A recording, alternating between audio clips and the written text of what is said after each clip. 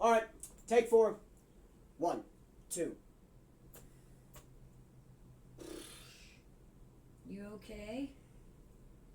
You know what? No. I'm not doing this. I'm not recording this for a 4th fucking time. What? Why?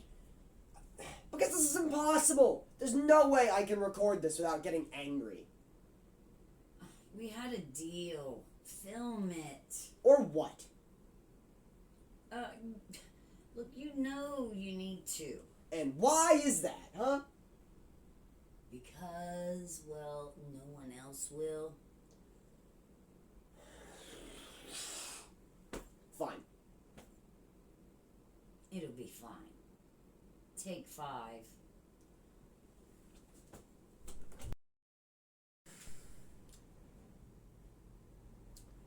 Hi.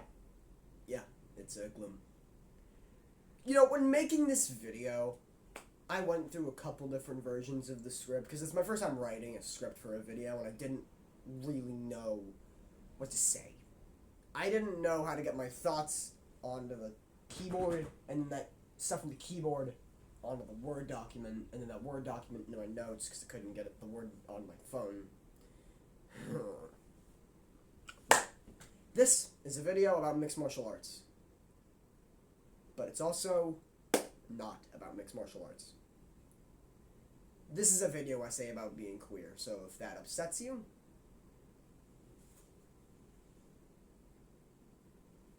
the door is there, but I'm gonna ask you stay, because if you're an MMA fan, this might be eye-opening, and I want you to at least consider what I'm saying, okay? Okay.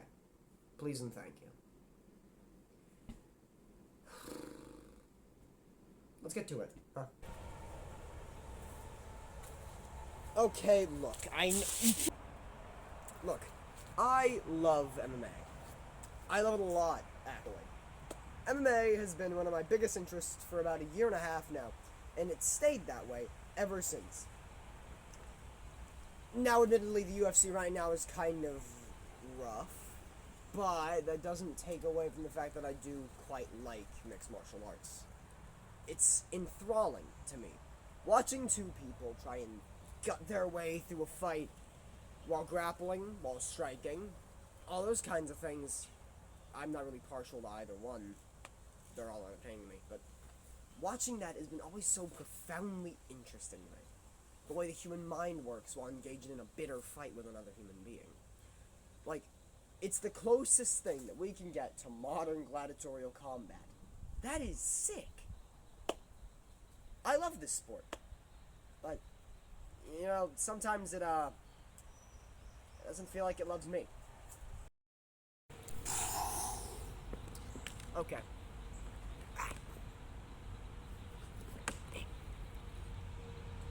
If you're here by now, you probably already know this, but if you don't, and you're new, hi, I'm Gloom, and I am queer.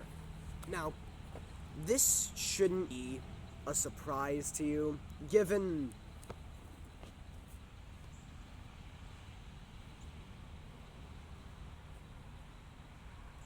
this, but I'm not exactly surprised if it is a shock, because I'm an MMA fan. Being queer in the MMA fandom, how do I put this? It's weird. You know, it's not always loud rejection. Sometimes it is. Sometimes it's someone with a Sean Strickland profile picture throwing slurs in a comment section, or a fighter saying something really, really upsetting about trans people. We're gonna use Josh Fluket. And then the fighters, or the other fighters, the reporters, the media, and the fans laugh it off, and it doesn't say anything. But most of the time it isn't that. It's, I think, actually a more insidious form of rejection. It's the silent kind. The assumption that we're just not there, that we don't exist. And if we do, we're not real fans of the sport. We're not trying to get it. Like, it's the quiet looks, the kind of passive-aggressive tweets talking about how we're ruining the sport with our wokeism and all that stuff, whatever that word means in this day and age under this administration. That's another video essay for a different day, preferably when I'm much better at it than this. But it sucks. I mean, it really does, because I like MMA. In fact, I love MMA a lot. And I put so much effort into being a fan of it, of understanding the fighters, knowing what's good and what's not, who's good at fighting, who has a future, who's a real prospect, who isn't. And it feels like even though I do that, I'm still looked at as if I'm some kind of fake fan because I dare to be queer. Because I don't fit in the margins of what a wrestling or a mixed martial artist or a kickboxing fan can be.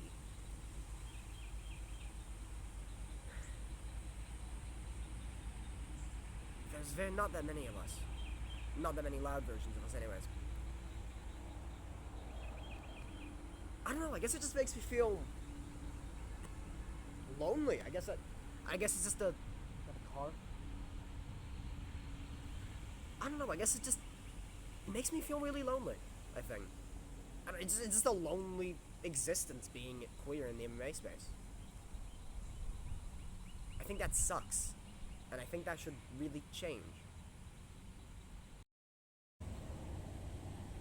I don't know. You know, because I'll have moments where I'll be watching a fight, I'll be engaged, locked in, and then I'll open a live chat, or I'll watch a watch-along with, like, the MMA guru, and I'll look at the live chat and be like, oh, right, this space wasn't meant for me. It was not made for people like me.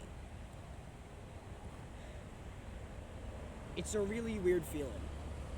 It's like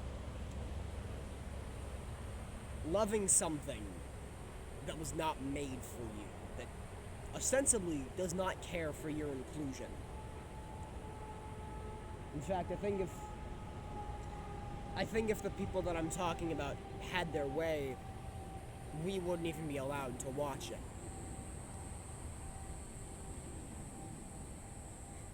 I don't know, it's like watching this.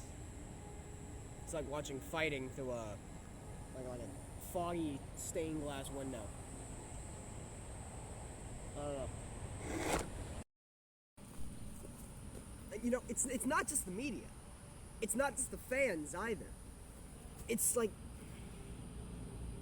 everyone knows that the UFC has a certain culture around it, kind of like a manosphere of right-wingers like Joe Rogans, those folks. And it has this culture of, don't ask questions, just which I get the appeal of, and even I like to a certain extent. It keeps the focus on the fighting and not the politics of it. That's a good thing. But there's always a lingering kind of question in the back of my mind. Like with Jeff Molina, it's like, would they still cheer if they knew? And in fact, it did change after he was outed, basically, for being bisexual. It's like, you don't know. As a queer person in the MMA community, things can be all fun and games until the punchline can suddenly shift to people like you, and suddenly you become the punchline. Yeah? And it sucks. It's fucking bred in circuses. But we're not allowed to have any of the circuses. Not unless we just zip our mouths or we pledge allegiance to the far right-wing Palantir Benjamin Netanyahu AI-backed bullshit-spewing machine that is the current UFC. I mean, you saw it when Dana White was pumped up after getting shot at the White House Correspondents' Center.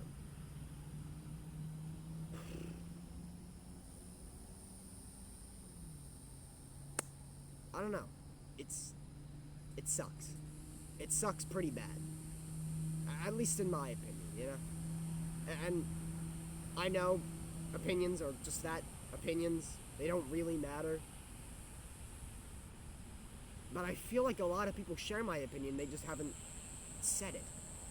Either because they don't care enough to, because they don't care enough about MMA to need the space to make room for them, or because they're too scared to get shunned from the community. Now, Me, I have neither of those, so I'm willing to shove my head directly under the guillotine to say these things. But even then, I still don't know. So we're gonna find out. We're gonna go in the lab. We're gonna go in the lab.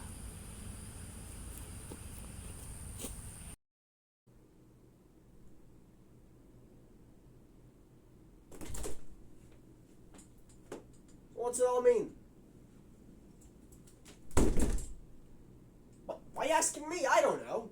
I'm not a philosopher. I'm not a historian. I'm not Jack Slack or Napoleon Bonaparte recounting every little scissor sweep you see in a fight between Andre Philly and, like, Jafel Filho, or recounting of the ancient texts of pride. I'm not doing that. No. That's not me. I am just a queer teenager in love with a sport and desperately reaching out and begging for the sport to accept me. But the more that I say that, the more I realize that queer people have never got anything by just begging. Being queer nowadays is interesting with everything that's going on. I think I already mentioned it. But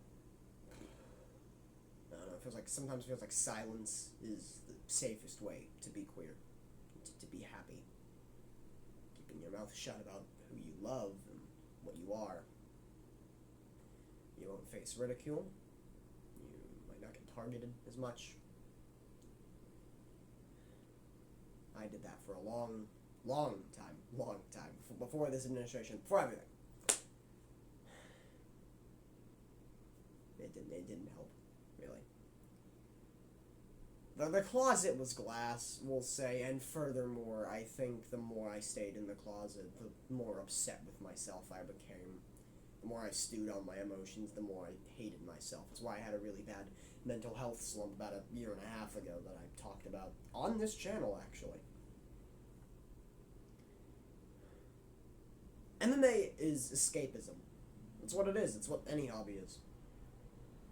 So for queer folks to use MMA as escapism, to just decompress and watch two guys or two gals just slug it out, or grapple it out, I guess.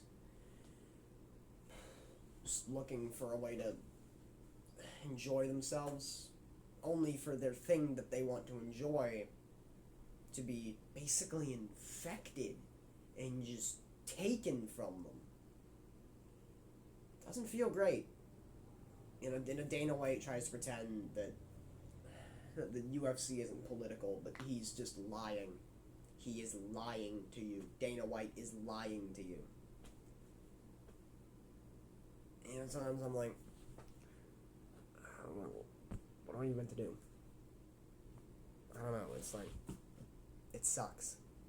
It sucks really bad, especially for the people where this is their special interest and they don't really have anything else.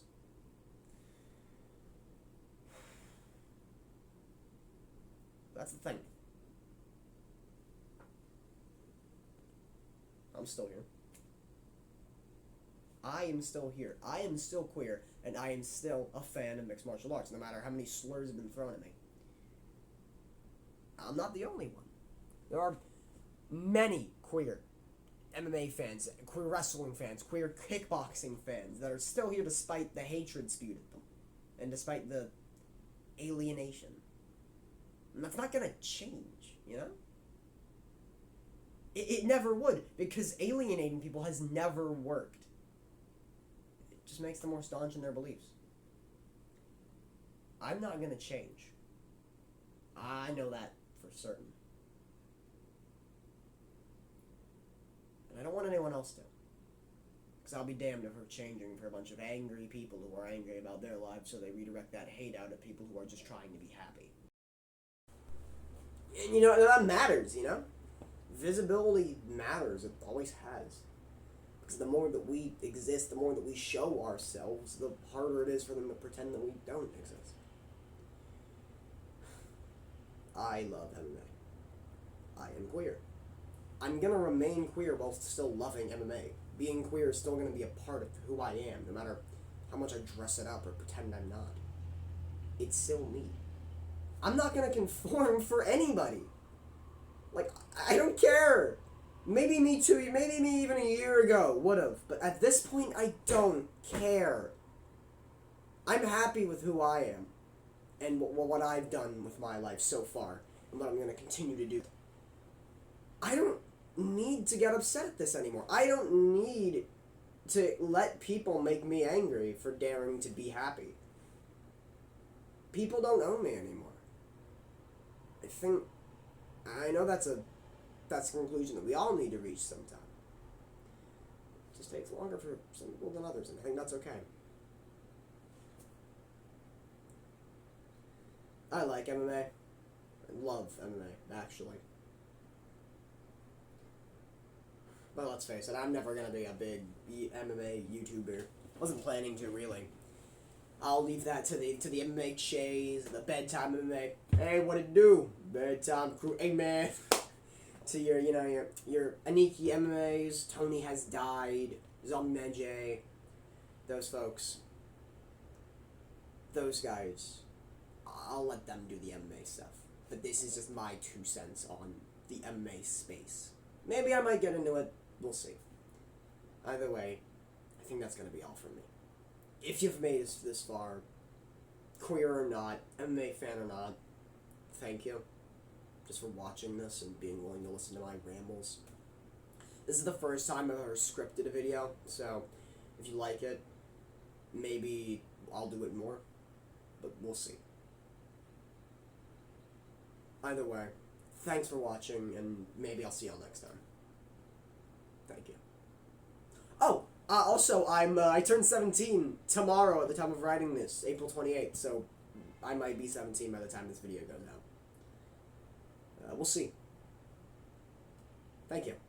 And, that's it for me. Deuces.